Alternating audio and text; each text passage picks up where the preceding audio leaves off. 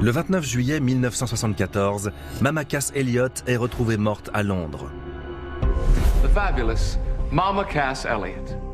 Figure emblématique de la scène hippie, elle est devenue célèbre en tant que membre du groupe de folk rock The Mamas and the Papas, qui a connu un succès fulgurant avec son tube California Dreamin' et d'autres chansons d'anthologie. Mama Cass était l'âme du groupe.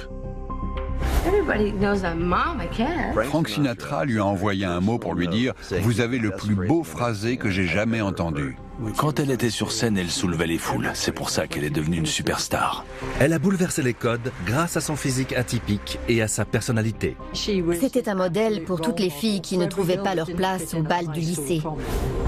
Mais son penchant pour les excès était aussi légendaire que sa voix.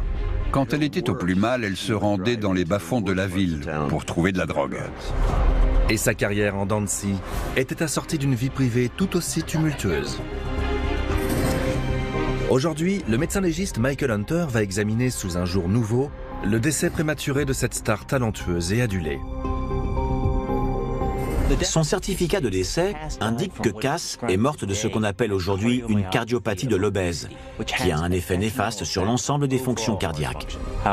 Cependant, cette maladie est rarement mortelle chez une personne de 32 ans. Et je pense que d'autres facteurs sont entrés en jeu.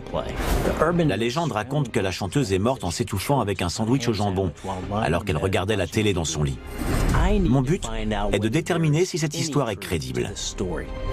Je vais donc analyser toutes les informations disponibles pour savoir ce qui a réellement tué Cass Elliot.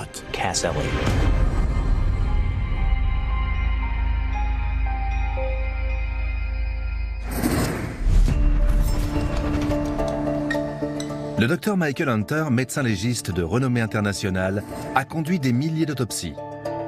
Il enquête sur les morts suspectes dans l'une des plus grandes villes des États-Unis, en collaboration étroite avec les forces de l'ordre. Le médecin légiste a conclu que Cass Elliot était décédé des suites de problèmes cardiaques liés à son obésité. Mais je sais d'expérience que chez une personne aussi jeune, c'est rarement la seule explication. Je vais m'appuyer sur son dossier médical et un ensemble de témoignages pour séparer les faits de la fiction et mettre au jour la cause réelle de la disparition prématurée de Cass Elliot.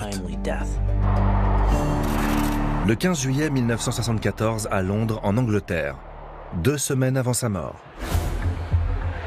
Cass Elliot, 32 ans, donne le coup d'envoi à 2 semaines de concert au prestigieux London Palladium. Pour la jeune femme, c'est un rêve qui se réalise. Elle m'avait dit que son ambition suprême était de jouer au London Palladium, que ça la comblerait. Mais l'enjeu est de taille pour la chanteuse. Voilà 6 ans qu'elle a quitté The Mamas and the Papas, et après un démarrage décevant de sa carrière solo, il faut absolument que cette série de concerts soit un succès. Elle jouait gros, car si les concerts ne remportaient pas le succès escompté, cela risquait de nuire à sa carrière et à sa capacité à subvenir à ses besoins et à ceux de sa fille. Cass a divorcé 2 fois, mais elle est restée en bon terme avec son ex-mari, Donald von Wiedenmann. Ils s'appellent régulièrement au cours de son séjour à Londres. Son petit ami actuel est son tourneur, George Caldwell. On était convaincus que tout se passerait bien, car personne ne savait ce qu'on savait nous. Elle était capable de danser, et de chanter, de parler, de faire des blagues et d'être drôle.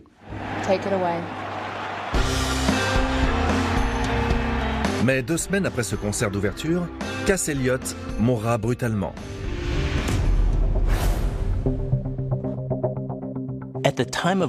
Au moment de son décès, Cass Elliot pesait 101 kilos. Compte tenu de sa taille, 1,67 m, et de son indice de masse corporelle, elle était cliniquement obèse. Son poids était 2 fois supérieur au poids moyen d'une femme de sa taille. Mais elle a assuré 2 concerts de 70 minutes par jour pendant les 2 semaines précédant sa disparition, ce qui réclame de l'endurance. Par conséquent, il semble que malgré son surpoids, elle était en assez bonne santé à la fin de sa vie. Donc, à ce stade de l'enquête, la cause du décès n'est pas du tout évidente. Cass Elliot, de son vrai nom Helen Naomi Cohen, naît à Baltimore en septembre 1941. Elle est le premier enfant de Philip et Bess Cohen. Militant politique, ses parents l'incitent dès son plus jeune âge à se forger ses propres opinions. Et ils ont un regard bienveillant sur cette petite fille au caractère bien trempé. Cass était une irréductible non-conformiste. Et elle ne ressemblait pas à la plupart des autres jeunes filles. Le poids de Cass est un problème tout au long de sa scolarité et son physique lui vaut de nombreuses moqueries. Mais elle ne se laisse pas abattre pour autant. Elle en a fait une force. Elle disait « Si vous ne m'acceptez pas comme je suis, je vais suivre mon petit bonhomme de chemin. » Elle m'épatait. Je suis complètement tombé sous son charme. Elle avait tellement d'humour.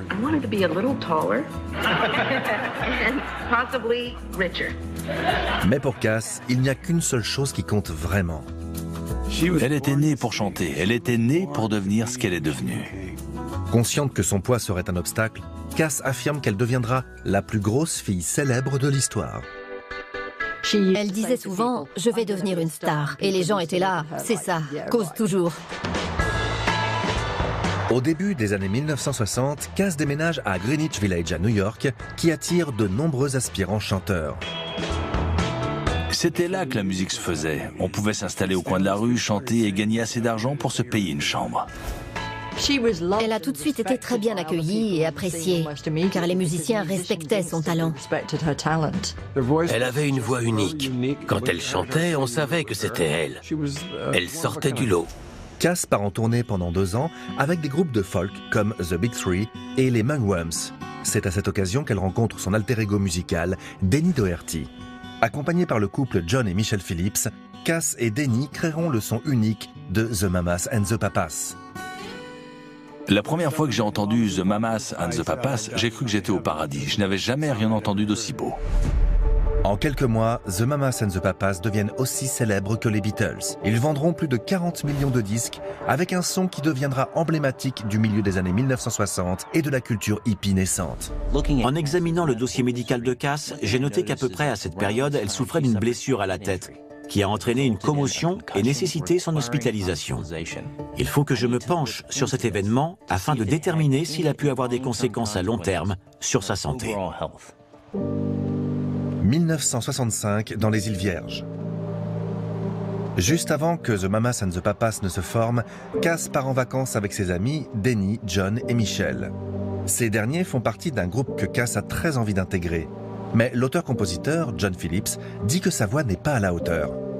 Elle traînait avec le groupe et le bar dans lequel il répétait était en travaux. Il y avait des tuyaux et des échafaudages au-dessus de la porte. Elle est venue aux répétitions un jour et l'échafaudage lui est tombé dessus. Le choc entraîne une commotion cérébrale, mais une fois rétablie, Cass fait une découverte étonnante. Sa voix avait gagné 2 notes. Du jour au lendemain, elle pouvait chanter plus aiguë. D'après la légende du groupe, Cass est désormais capable de chanter les harmonies de John Phillips et est invitée à rejoindre le groupe. The Mamas and the Papas sont nés. Même si elle a été hospitalisée, Cass n'a jamais souffert par la suite de migraines, de perte de mémoire ou de tout autre problème à long terme lié à cette blessure. Donc, cet événement n'a en rien contribué à son décès 9 ans plus tard. Cette histoire masque néanmoins une autre réalité plus dérangeante. Si John était réticent à accepter Cass dans le groupe, ce n'était pas à cause de sa voix. John ne voulait pas d'elle dans le groupe à cause de son physique. Il ne voulait pas d'une personne disgracieuse et il considérait ses kilos en trop comme disgracieux. L'arrivée de Cass dans le groupe s'est faite sous l'insistance de la maison de disques et l'accident deviendra une excuse toute trouvée. C'était très commode, car cela les dispensait de trouver une explication à la réticence initiale de John. Mais John Phillips continue de la persécuter au sujet de son physique. Dans la chanson Creek Alley, qui raconte la formation du groupe, il écrit un refrain qui fait clairement allusion à son surpoids. Je crois que Michel lui a dit quand il écrivait la chanson, « Tu ne vas pas dire ça, tu ne vas quand même pas dire ça. » Et il était là, « Si, si. » Mais je ne sais pas exactement comment elle l'a pris. C'était délicat parce que Cass devait chanter les chansons que John écrivait, car il faisait des chansons à succès. Mais cela ne veut pas nécessairement dire qu'elle s'en réjouissait. L'acte de décès indique une dégénérescence du myocarde due à l'obésité comme cause de la mort. Même si je ne crois pas que ce soit l'unique cause, c'est clairement un facteur. L'obésité est le plus souvent liée à une alimentation malsaine et excessive. Cass n'avait pas d'obèse dans sa famille, donc j'exclus les causes génétiques. Du coup, j'aimerais savoir comment elle en est venue à s'alimenter de manière compulsive et excessive. 1948, à Washington. Jusqu'à l'âge de 7 ans, Cass Elliott est fille unique. Peu avant la naissance de sa sœur, la petite fille est confiée à ses grands-parents. Ayant vécu dans la précarité en Pologne, ses grands-parents ont plaisir à servir des quantités de nourriture à leurs invités. Cass ne fait pas exception à la règle. Et quand elle rentre chez ses parents à la naissance de sa sœur, Cass expliquera plus tard qu'elle avait développé un rapport à la nourriture qui la poursuivra toute sa vie. Oui, elle était accro. Cette addiction, je l'ai compris, consiste à en vouloir toujours plus. Je veux plus de ce qui me fait me sentir bien. Et Cass était comme ça. Notre médecin nous avait dit que si elle ne perdait pas 45 kilos, elle mourrait à l'âge de 35 ans. La chanteuse tentera à de nombreuses reprises de perdre du poids, mais sans succès. Son poids a toujours été un souci. Elle faisait des régimes pour essayer de maigrir. C'était sans fin. Elle avait beau se donner énormément de mal, elle n'y arrivait pas. Elle n'y arrivait tout simplement pas. Il est clair que Cass Elliott a lutté contre ses problèmes de poids tout au long de sa vie. Dans un article publié à la suite d'une perte de poids importante, 5 ans avant sa mort, elle a déclaré « Je me fiche de ce qu'on raconte, ce n'est pas drôle d'être grosse. Je suis heureuse de nature, mais il y a eu des fois où j'étais tellement déprimée à cause de mon poids que je restais chez moi pour que les gens ne me voient pas. » J'ai vu que sa première tentative pour régler ce problème remonte à l'adolescence, quand son médecin de famille lui a prescrit des pilules potentiellement dangereuses pour maigrir. Quand on est une jeune adolescente, on essaie de trouver son identité et on a envie d'être comme les autres. Le fait qu'on dise que son poids était un problème confirmait sans doute, de son point de vue, que quelque chose clochait chez elle, qu'il y avait quelque chose à réparer. Les pilules pour maigrir étaient à l'époque à base d'amphétamine. C'étaient des stimulants fonctionnant comme des coupe-faim. Elles augmentaient le rythme cardiaque et la tension artérielle, et elles créaient une forte dépendance. La consommation prolongée d'un tel traitement peut être dangereuse pour la santé cardiaque. On ignore pendant combien de temps Cass a pris ces pilules, mais on sait qu'elles n'ont pas été efficaces. Rien n'indique qu'elle ait développé une dépendance aux amphétamines, et elle n'avait pas d'amphétamine dans le sang au moment de sa mort. Donc, la consommation d'amphétamines n'est pas à l'origine de son décès. Cependant, j'ai constaté que vers la fin de son adolescence, Cass a commencé à consommer d'autres produits, et il constitue peut-être la clé du mystère de sa mort. Le début des années 1960 en Californie. Grâce à sa bonne humeur et à son humour, Cass devient rapidement la reine des nuits de Los Angeles. Elle organisait des fêtes auxquelles les Beatles se rendaient, mais aussi les Rolling Stones. Tout le gratin se pressait aux soirées de Cass. Elle fréquente un milieu où la consommation de drogue et la pratique de l'amour libre sont en train de devenir à la mode. On chantait, on riait, on dansait.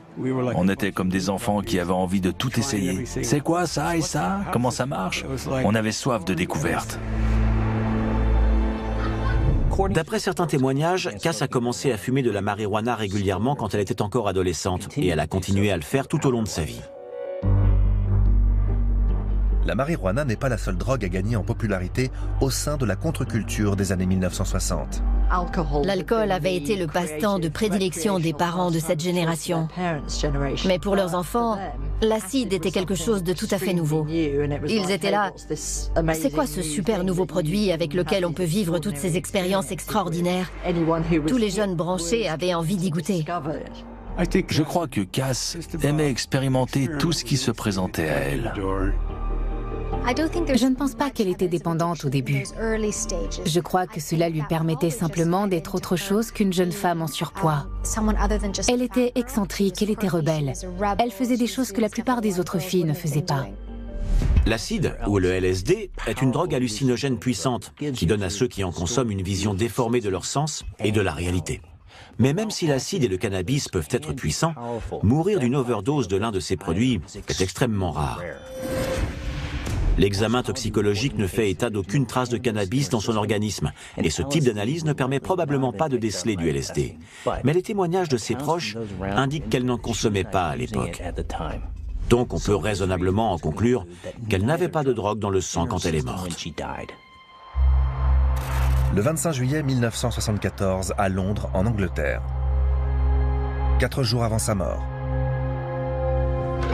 Cass appelle son ex-mari et confident, Donald.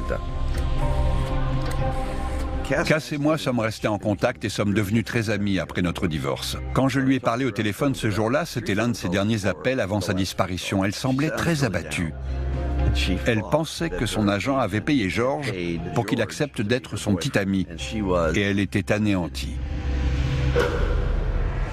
Cass Elliot n'a jamais été heureuse en amour. Si ses soupçons sont fondés et que son petit ami actuel, George Caldwell, est effectivement payé par son agent, elle ne s'en relèvera peut-être pas. La dernière fois que je l'ai vue, elle était toute seule. Elle portait un manteau de fourrure flambant neuf. Elle avait garé son Aston Martin jaune dans l'allée et elle sanglotait. « Oh Barry, personne ne m'aime. » Elle voulait être aimée comme n'importe quelle autre femme. Elle voulait être aimée pour ce qu'elle était, et non pas pour son talent ou son physique. Et elle n'a jamais trouvé cet amour-là. Cass a beaucoup d'histoires d'amour non réciproques avec des hommes de son entourage. Et son plus grand chagrin d'amour est le chanteur de The Mamas and the Papas, Denny Doherty. Elle semblait toujours choisir celui qui ne voulait pas vraiment d'elle, comme pour confirmer cette image qu'elle avait d'elle-même et selon laquelle elle n'était pas assez sexy. Denny n'était pas amoureux d'elle et ça lui brisait le cœur car il n'avait pas envie de lui faire du mal. Et la situation empire quand Denny entame une liaison avec sa bonne amie du groupe, Michelle, la femme de John. The Mamas and the Papas n'existait déjà plus quand le premier album est sorti, à cause des tensions au sein du groupe. Et Cass en a beaucoup souffert. À la suite de cette liaison, Cass a le sentiment qu'elle n'a pas d'autre choix que de quitter le groupe et de se lancer dans une carrière solo. One of my good friends, I can say now, the fabulous Mama Cass Elliot. Et Cass a une raison supplémentaire de vouloir que sa carrière solo soit un succès. En avril 1967, 6 mois avant de quitter The Mamas and the Papas, Cass donne naissance à une petite fille, Owen Vanessa Elliot. Cass choisit de ne pas révéler l'identité du père, mais on sait qu'il ne fait pas partie de son entourage proche. La pression financière liée à son statut de mère célibataire contraint Cass à accepter des rôles dans lesquels elle n'est pas toujours à l'aise. Elle détestait le fait que très souvent, quand elle participait à des émissions de télé,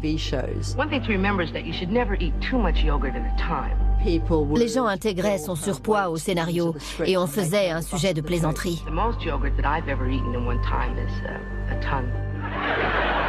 Elle avait un train de vie de rockstar, dans une grande maison, avec de grosses factures à payer. Mais elle devait gagner sa vie pour subvenir aux besoins de sa fille, et la télévision la faisait travailler. Mais sans le soutien du groupe, mener de front sa carrière et sa vie de famille devient de plus en plus difficile. Cass était sans doute cliniquement dépressive. Elle n'avait pas les bons outils médicaux pour faire face à la dépression, mais elle était clairement déprimée. D'après le témoignage de ses proches, Cass était très probablement dépressive. Mais je n'ai retrouvé aucune trace de traitement antidépresseur. Cependant, de nombreux témoins indiquent qu'à cette période, après son départ du groupe, sa consommation de drogue a considérablement augmenté et qu'elle a pris des habitudes dangereuses. On prenait de tout. On prenait du Nembutal, on prenait du hash, on prenait de l'herbe. Elle aimait les choses qui la calmaient et la déconnectaient de la réalité. Le Nembutal est un barbiturique, un sédatif très puissant, utilisé non seulement comme somnifère, mais aussi parfois comme une drogue qu'on s'injecte. Et je constate que 3 ans avant sa mort, Cass a fait une overdose de barbiturique. Été 1971 à Laurel Canyon, en Californie. Après une relation à distance de 2 ans, Cass et Donald se sont mariés le 26 juin 1971. Dans les premiers temps de leur mariage, le jeune couple passe ses journées à prendre de la drogue dans la maison de Los Angeles de la chanteuse. Mais après quelques semaines seulement de vie commune, un matin, Donald retrouve Cass inconsciente. En cause, une overdose de barbiturique. Cass, Elle ne s'est pas réveillée le lendemain matin, elle était inerte. Elle avait fait une overdose de Nembutal. Et je n'ai pas pu la réveiller.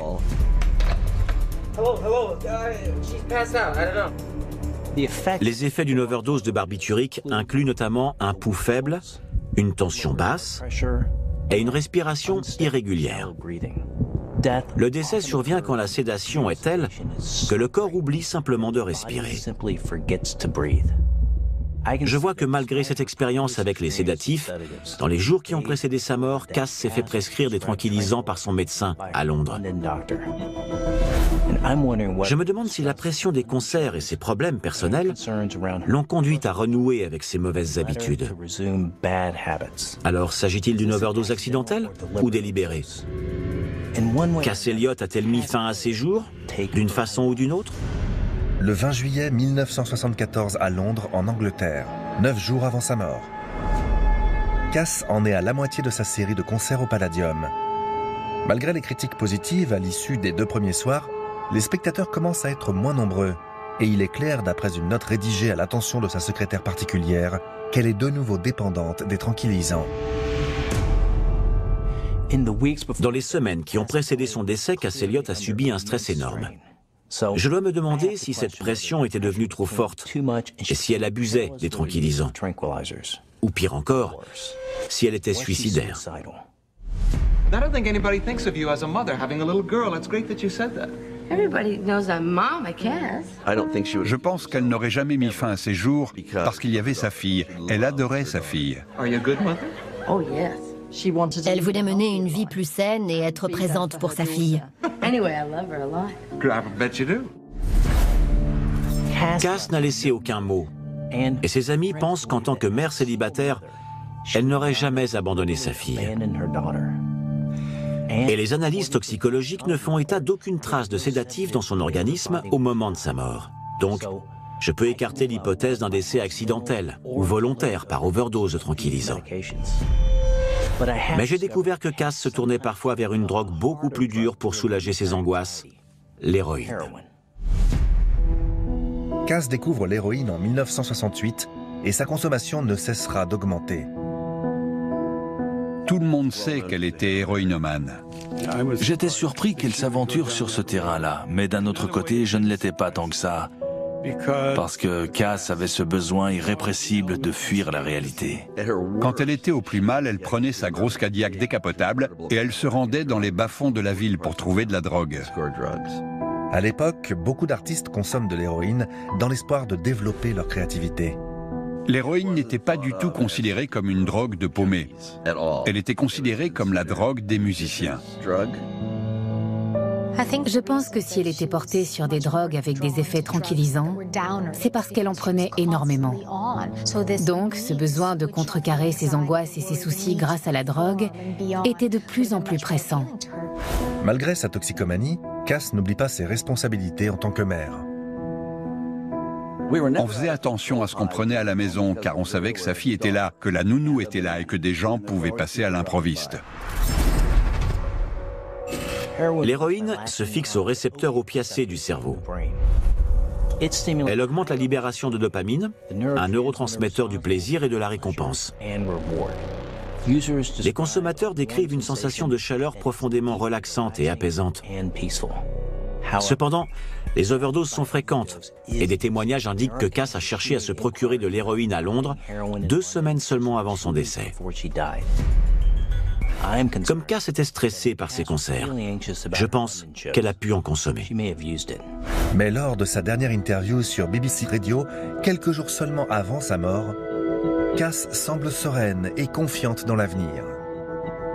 As long as I can keep doing diversified things, I'll keep interested in my career. Yes. Because I need the challenge of doing new things. It's important to me. J'aurais été au courant si elle avait pris de l'héroïne, et ce n'était pas le cas.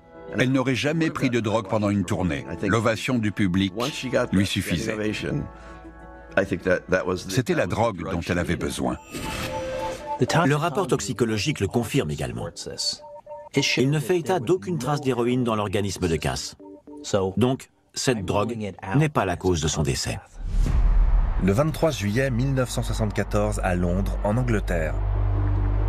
6 jours avant sa mort. Dans les mois précédant ses concerts au London Palladium, Cass a suivi un régime strict et perdu 38 kilos. Mais aujourd'hui, elle rédige une liste de courses pour sa secrétaire particulière et apparemment, le temps des privations est révolu. Au cours de son concert ce soir-là, Cass fait quelques pauses en disant au public qu'elle a besoin de reprendre son souffle.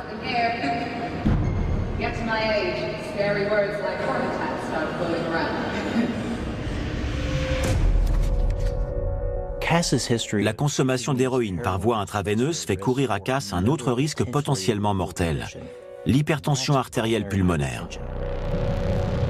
Dans les années 1970, l'héroïne était régulièrement coupée avec du talc, qui n'est pas soluble dans le sang.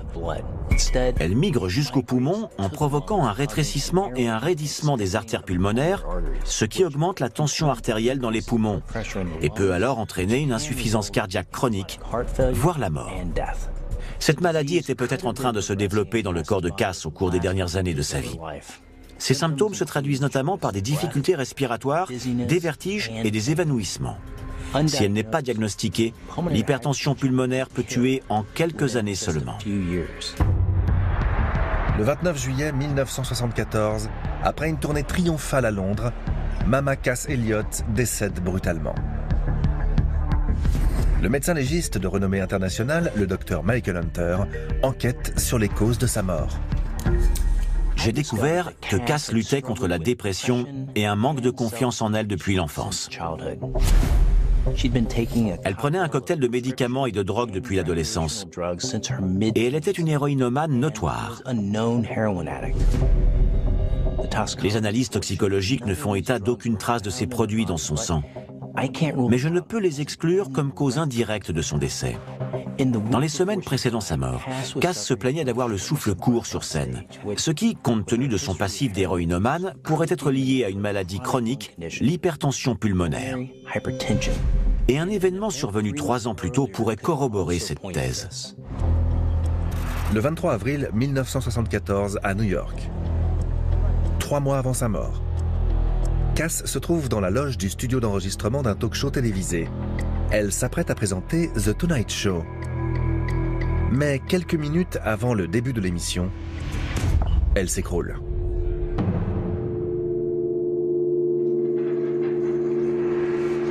Elle est emmenée d'urgence à l'hôpital où elle restera 4 jours. Cass explique ce qui lui est arrivé quelques semaines avant sa mort au Mike Douglas Show. My blood sugar level dropped and I just sort of tipped over. You know, my mother always used to say before you leave the house, make sure you change your underwear. God forbid you should be in an accident. But nobody ever tells you about passing out with curlers in your hair. That's a good look. La cause officielle de ce malaise était l'épuisement. Mais pour moi, c'est un autre symptôme possible d'hypertension pulmonaire. Le 27 juillet 1974, à 22h. Cass donne son dernier concert. Elle joue à guichet fermé et la tournée se termine en beauté. Il y avait une nouvelle lumière qui brillait et elle n'était pas là avant. Je suis capable de faire ça. Voilà ce que ça voulait dire. À 23h, dans le centre de Londres. Après le concert, Cass part fêter l'anniversaire de son ami Mick Jagger. Elle se rendra à différentes soirées au cours de la nuit et les festivités se prolongeront jusqu'au lendemain. Le 28 juillet 1974 à 19h45, dans le quartier de Mayfair à Londres. La veille de sa mort. Cass rentre enfin à son appartement. Elle n'a pas fermé l'œil depuis plus de 24 heures. Un de ses danseurs, Joe Croyle, est déjà rentré. Ils discutent un petit moment. Cass lui raconte la soirée. Elle dit qu'elle est fatiguée et qu'elle va prendre un bain. Elle ajoute qu'elle a faim. Joe va dans la cuisine, lui préparer un sandwich au jambon. Cass étant dans son bain, il laisse le sandwich à côté de son lit et s'en va.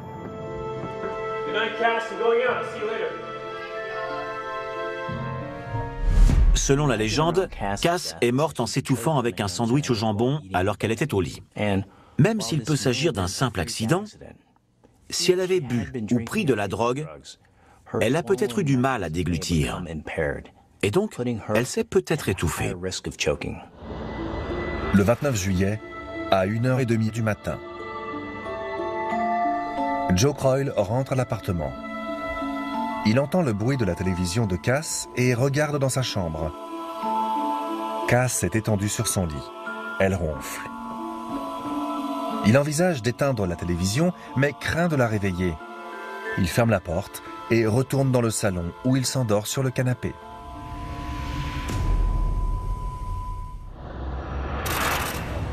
Le 29 juillet à 15h45. George Caldwell, le petit ami de Cass, arrive et apprend qu'elle est encore au lit. Good morning. Where's Cass? She's still asleep. Still? Big night. You seen the review? La chanteuse dort depuis plus de 14 heures. Après la fatigue de ses concerts londoniens, ses amis ne l'ont pas dérangée. Ils l'attendaient dans la pièce d'à côté. Elle se levait toujours tard, vers midi ou 13h. Et puis 14h ont sonné, puis 15h, puis 16h. Inquiet que Cass dorme encore, George demande à son assistante Dot d'aller la voir. Mais quelque chose ne va pas. Cass ne se réveille pas.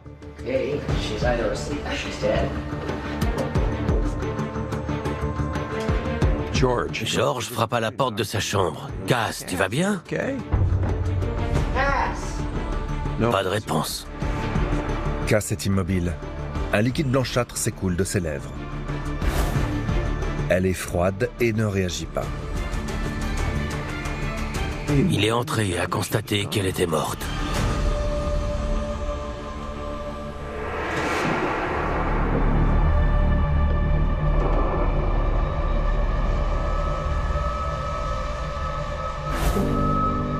Le médecin londonien de Cass, le docteur Anthony Greenberg, est le premier à l'examiner. Il dit à la presse qu'elle semble s'être étouffée avec un sandwich au jambon et précise qu'elle avait mangé tout en étant allongée, ce qui, compte tenu de son poids, était très dangereux.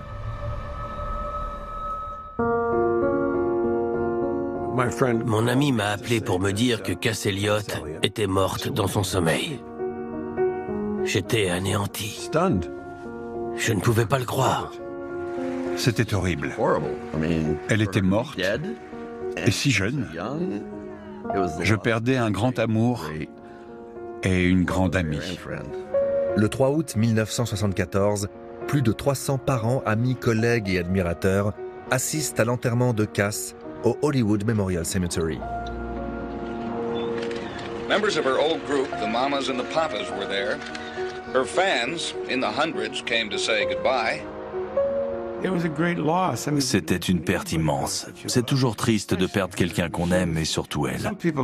Certaines personnes ne devraient jamais mourir.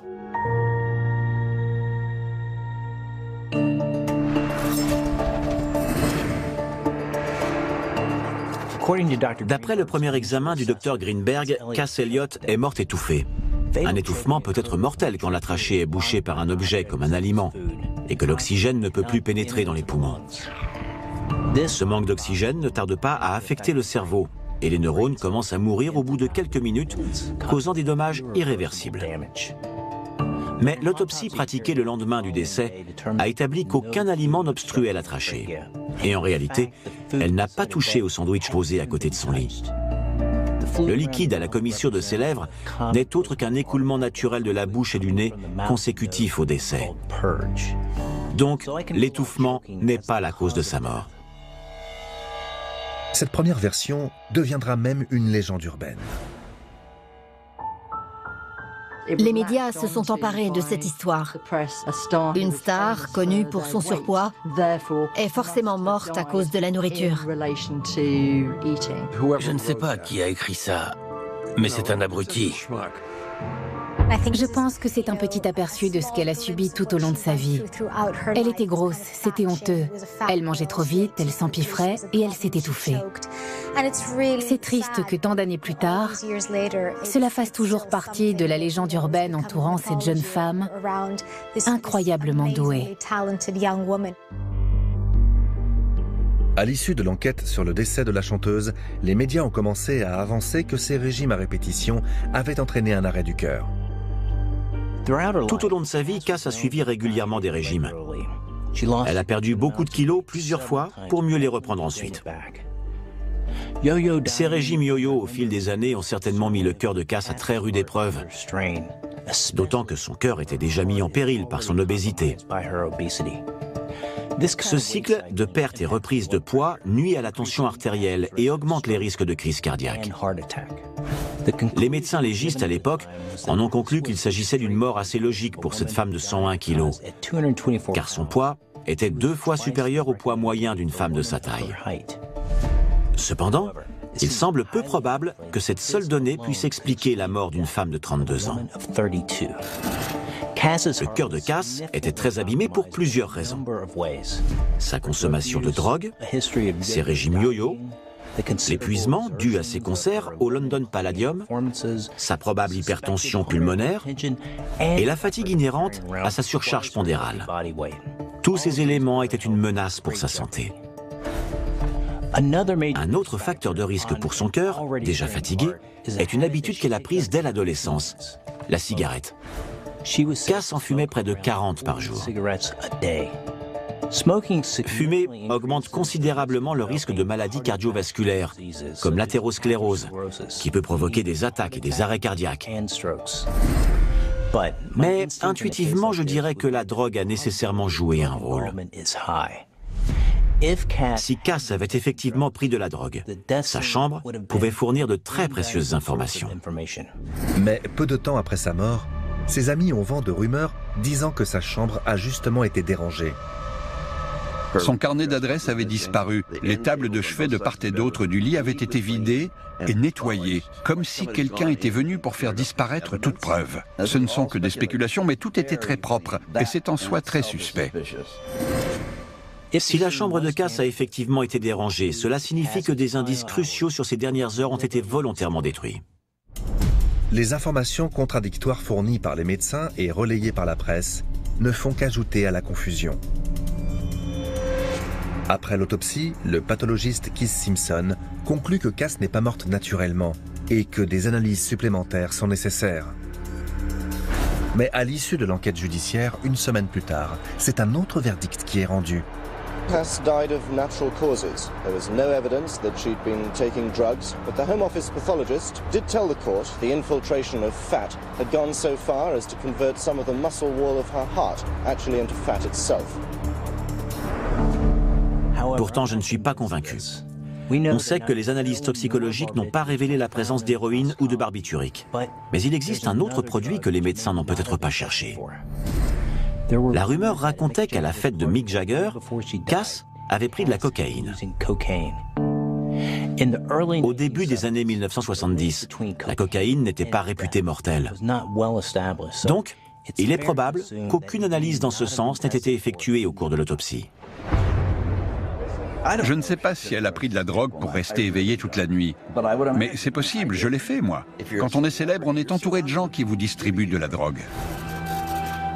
La cocaïne est un stimulant. Elle augmente le rythme cardiaque et la tension artérielle, tout en resserrant les artères coronaires et en limitant l'afflux de sang au cœur. On sait aujourd'hui que cela peut causer un arrêt cardiaque soudain. Et les risques sont encore plus élevés chez un individu dont le cœur est déjà fragilisé. Cass n'était pas accro à la cocaïne, mais si elle en a consommé dans les heures précédant sa mort, cette drogue pourrait être responsable d'une crise cardiaque fatale. Le bruit court que l'agent de Cass a fait en sorte que sa chambre soit nettoyée avant l'arrivée de la police, afin de préserver la réputation de la chanteuse. Mais en l'absence de preuves tangibles, je ne peux raisonnablement pas conclure que les drogues sont la cause directe de sa mort. Il y a autre chose. La dernière personne à avoir vu Cass vivante au petit matin a dit qu'elle ronflait. Les effets conjugués de son poids, de son tabagisme et de sa forte consommation de drogue m'amènent à une conclusion. Le syndrome d'apnée obstructive du sommeil.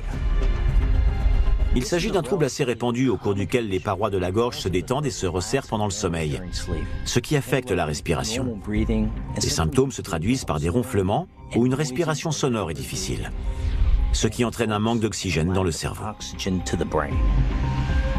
Le plus gros facteur de risque, dans le cas de Cass, est son poids. La présence de tissu adipeux dans le cou peut exercer une pression sur les muscles de la gorge. L'excès de graisse au niveau de l'estomac peut aussi entraîner des difficultés respiratoires et les fumeurs ont plus de risques de développer des problèmes d'apnée du sommeil. D'autres témoins rapportent que Cass avait parfois une respiration bruyante pendant son sommeil et qu'elle se plaignait souvent d'être fatiguée pendant la journée. Ce sont les signes d'un sommeil irrégulier.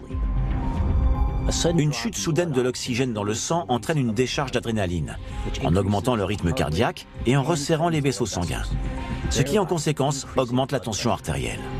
Cette augmentation de la tension artérielle et du rythme cardiaque ont très bien pu affaiblir le cœur déjà fragile de Cass et déclencher une crise cardiaque. Cass Elliot est morte après avoir joué pendant de nombreuses années avec sa santé.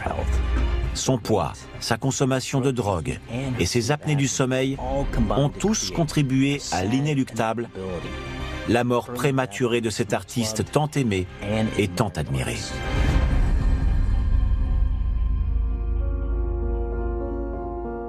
On ne pouvait pas ignorer qu'on était en présence d'une personne très talentueuse. Elle était unique parce qu'elle vous donnait l'impression d'être unique aussi. Elle avait cette image d'elle-même d'une grosse fille originaire de New York, mais quand elle montait sur scène, tout cela s'évanouissait et c'était une explosion spirituelle. Elle était intelligente, elle était drôle. C'était une amoureuse, une amie, une sœur. Toutes ces qualités étaient réunies à l'intérieur de cette très très belle personne.